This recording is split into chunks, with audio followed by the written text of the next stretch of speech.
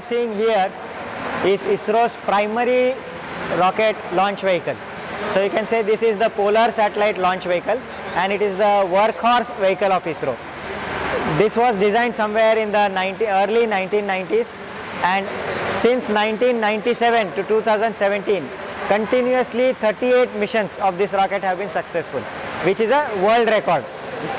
And so far it has launched more than 230 satellites in space, of which 183 satellites are foreign satellites, and the rest of the satellites are Indian. From this also you can get to know that it is now become a vehicle which is used by many countries in the world to launch their own satellite. This is a 4-stage vehicle. Each separation in color that you see is one stage of the vehicle. What you see around at the base are the boosters. There are 6 boosters for this vehicle and the 4 stages, with the first stage having solid fuel, second is liquid, third is solid, and fourth is again liquid. At the top where you see the India flag, inside that the satellite is sitting, and it is closed by what is called as the heat shield. The moment the satellite goes above 100 kilometers and the atmosphere ends, these heat shields are separated and the satellite is launched into the space. At the point of launch, the velocity of the satellite is approximately 8 kilometers per second. This is about this vehicle. If you move on to this vehicle, this is ISRO's heaviest launch vehicle, the GSLV Mark III. It can launch a communication satellite of 4,000 kgs into what we call as the geostationary transfer orbit. At the point of injection into space, the velocity of the satellite will be approximately 10 km per second.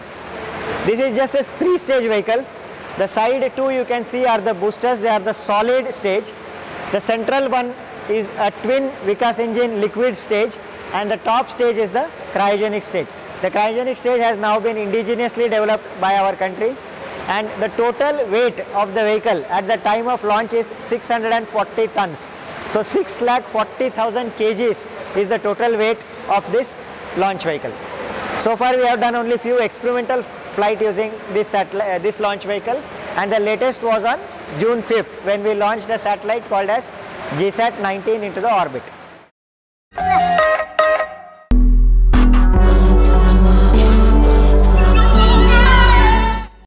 जब Mangalyaan ready किया था तो उसमें 5 major instrument थे, जैसे कि हम यहाँ पे देख सकते हैं। ये 5 मेजर इंस्ट्रूमेंट उन्होंने बनाए थे। तो उसमें से फर्स्ट वन है मार्स कलर कैमरा। इसका ऑब्जेक्टिव क्या था कि मार्स के ऑर्बिट में जब मंगलयान गया तो उसने क्या किया कि अपने जॉब मतलब काम शुरू किए। उसमें से इसका काम क्या था कि हाई क्वालिटी पिक्चर्स क्लिक करना, उसके एटमॉस्फेयर में क्या क्या प्रेजेंट है। जैसे हम लोग बोल सकते हैं कि अभी डस्ट पार्टिकल प्रेजेंट है, तो वैसे उसके एटमॉस्फेयर में क्या क्या प्रेजेंट है उनको ढूंढना। उसके बाद में ये है methane sensor for mass. Methane sensor for mass का मतलब क्या है कि सेंस करना, मतलब डिटेक्ट करना उसके एटमॉस्फेयर में, मास के एटमॉस्फेयर में कौन सी गैसेस प्रेजेंट है, कौन सी मिनरल्स प्रेजेंट है, ये सब ढूंढना। ये सब ढूंढना, उनकी स्टडी करना। और ऑब्जेक्टिव हम लोग बोल सकते हैं कि सेकेंड ऑब्जेक्टिव इसको हम रेडियोमीटर बोल सकते हैं। रेडियोमीटर मतलब which is a device to calculate cosmic temperature. ये मीथेन सेंसर और ये 2 है।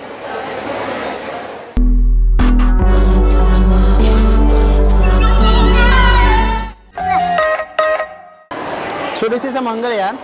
It is a Mars orbiter mission. This is a solar array. In this, there have been 3 antenna, that is low, medium, and high antenna. So by this antenna, we detect that from Earth to Mars, any information we get at a distance small times. So by this, the low antenna is detected to low, to medium, to high. In this instrument, we are having a 5 instrument inside this. Okay. Backside, we are having a camera, the Mars color camera, and methane sensing. This camera is detected by the using of Mars revolving around this Earth, any just particle or soil found out in this to detect it by this. By this instrument, this was the India's first cheapest instrument in this, and it was launched on 5th November 2013 by this instrument by Satish Dhawan C-25 rocket launch on 5 November 2013.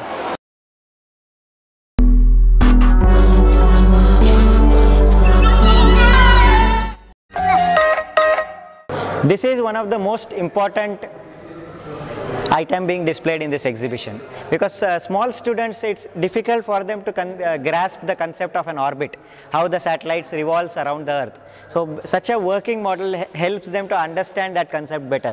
What you see here are two kinds of orbits. One, the outermost satellite, if you observe that satellite closely, you will find it is moving along with our country. The satellite is always facing India, and its speed of revolution around the earth is exactly same as the rotational speed of the earth. So relative to earth, this satellite is stationary, and that is why these kind of satellites are called as geostationary satellites, or the orbit in which they revolve is called as the geostationary orbit. This orbit is located approximately 36,000 kilometers from the surface of the earth, and it is in the equatorial plane. This is required because any communication that happens between the satellite and the ground station, the two counterparts, the antenna on the satellite and the dish on the ground, they have to be in a straight line. Only then you can communicate. And in order to do that, this relative speed between the earth and the satellite has to be maintained perfectly, otherwise that communication will not happen. So all geostationary, what I told the communication satellites, they will be located in this orbit. The other orbit is called as the polar orbit, because very obviously the satellites are moving from North Pole to South Pole.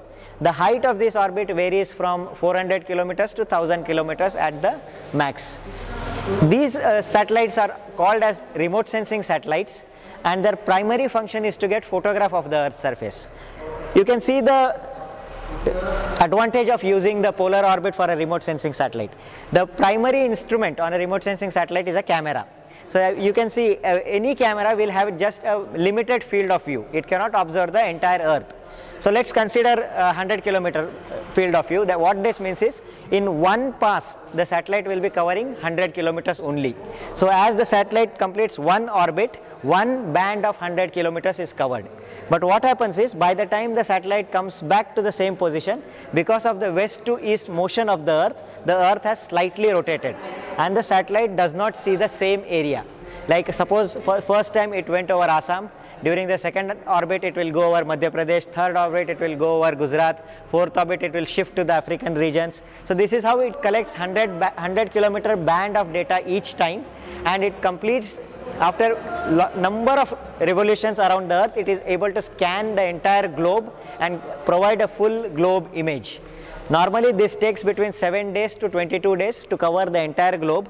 But since we want data at a more frequent interval, what we are doing is we maintain a constellation of satellite. So ISRO has nearly 15 satellites working in the remote sensing area, covering this entire globe.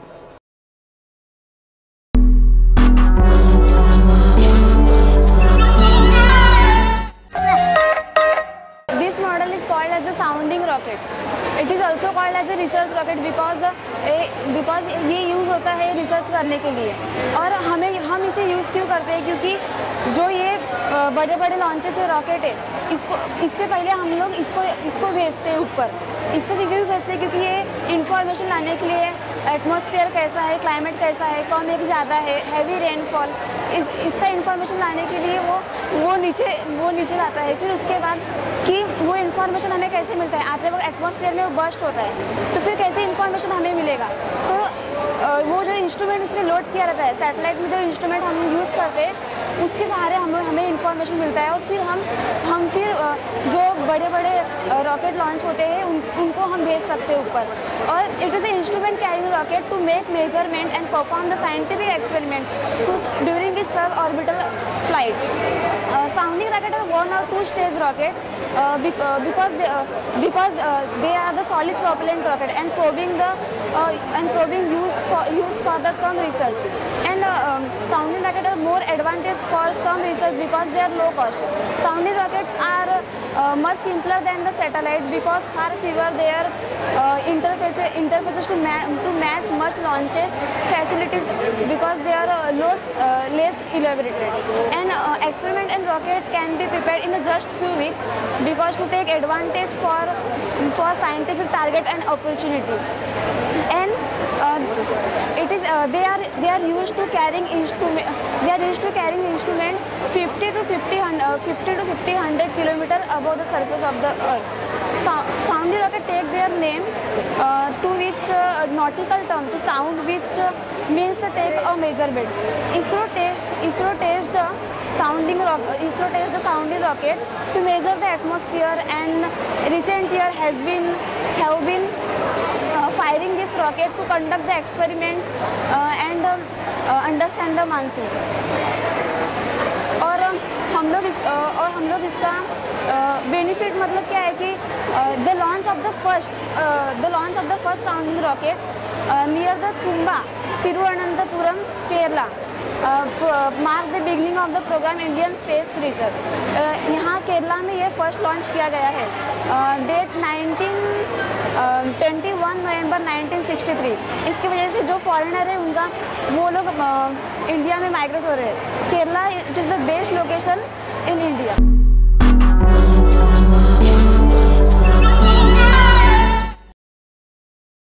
This is the satellite Aryabhatta, which was named after the scientist Aryabhatta. He was a great astronomer as well as a mathematician. So the weight of the satellite, it is a 360 kg, and it is a cosmospherical shape, and it is having the nickel cadmium batteries in it. So it generates the power about 36 kilowatt, and it is having the 26 panel of the solar panels. And the main mission of the satellite is used for the analysis of the ionosphere, which is having the cosmic rays as well as the gamma rays. And the data which has been sent, it has been sent to the Sriharikota, which is in Andhra Pradesh, and it is the Indian-made satellite, and it was been launched by the Russia in 1979, and the scale is 1:4, which means that this is the actual model, and the main model is 4 times bigger than this. And in 1976 to 1977, this satellite was imprinted on the 2 rupees note by the guidance of the Professor Satish Dhawan, which was the ISRO's chairperson those days. So this was the satellite Aryabhatta.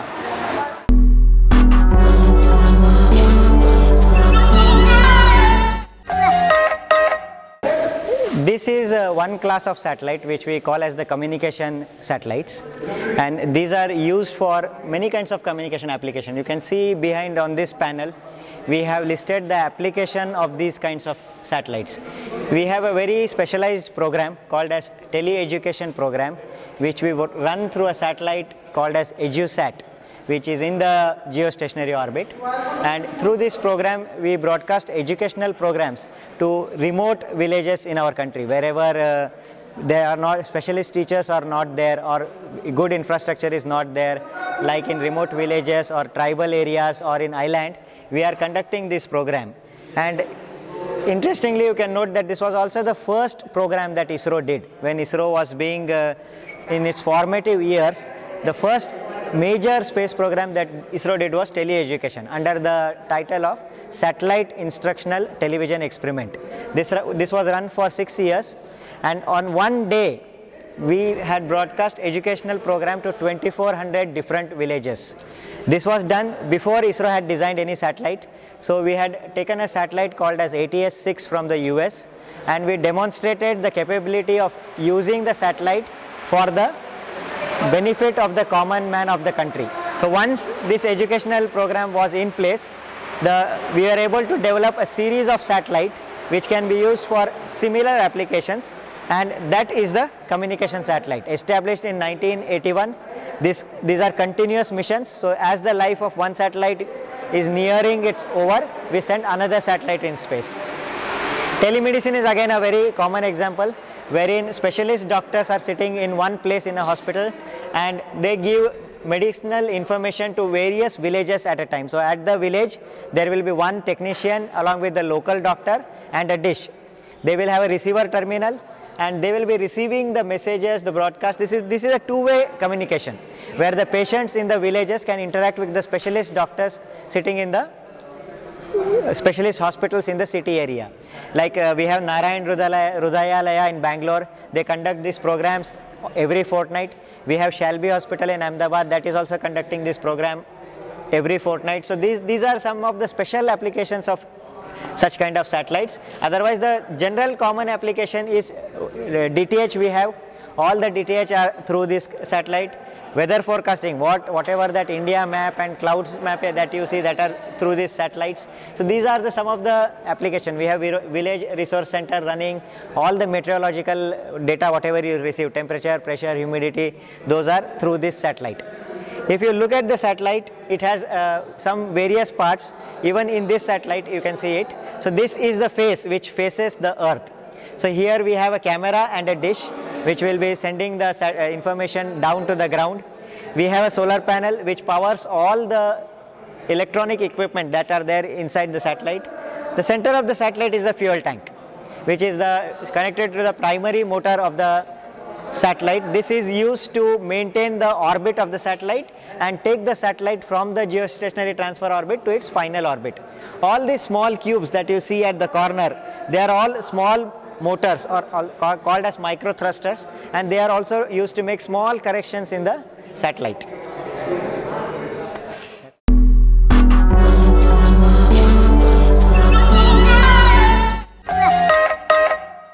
Okay. This model is of India's first communication satellite. We launched this in the year 1981. It's called as APPLE because there is a full form for that, Ariane Passenger Payload Experiment. So when ISRO started their communication program, this was the first satellite we designed, and it had only 2 channels, 2 black and white channels that were being transmitted from a geostationary orbit to the ground. And this also shows the progress of ISRO. If you look at 1981, we had just a 2-channel satellite, whereas what we have launched recently, like GSAT-12, they have more than 1000 channels available in a single satellite. So these are powered using the solar panels, around 300 watts of power. This was a 300 kg satellite, and some of these satellites, you can see this picture for example. If you look at this, it's an iconic picture where a part of a rocket is being carried on a bicycle. So that is how ISRO began their program. When we started our program, we had very less infrastructure and very less facilities to do. So even our first satellite that we designed was carried from on a bullock cart from the design lab to the launching station. So these were early days. You can see these are small structures around 300 kgs, and from this stage we have grown to where we have exceeded more than 5000 kgs in our recent geostationary satellites.